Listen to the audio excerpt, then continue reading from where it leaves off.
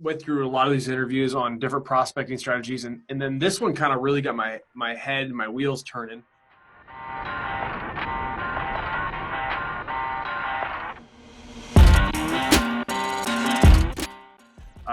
Because it's almost like before it's almost down to the niche selection when you're thinking about this, and it's like a chess move that you're doing. If you think about this, now that you've kind of seen, like, when you first got into this subset of a niche, you weren't really thinking that it was going to lead to this type of a conversation.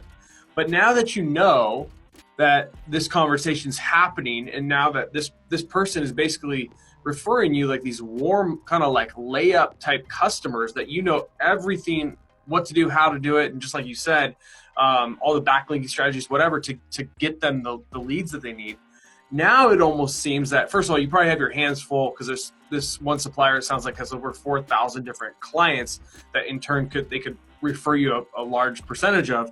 But for the new person coming in, or the person that's watching this prospecting, limitless prospecting, we're trying to give them limitless ideas of ways to prospect. Would you agree with me on this idea that it might be really smart to look at industries that have this kind of like, almost like supply chain, supply chain type person that might have the direct connections to all these different industries, because it could lead into basically limitless clients? Yeah, absolutely. I think it's a great strategy, and we've kind of looked for that in when we consider new niches. It's a great idea, and further that that relationship will exist whenever the person within your niche is relying on a supplier for materials or parts. So those people are always in contact with all of these people within the niche.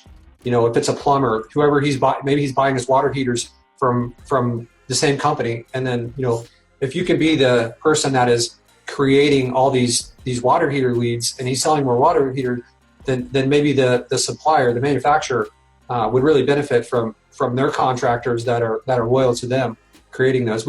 I mentioned to you briefly, we as a value add for this client, we've been handling some of their phone calls.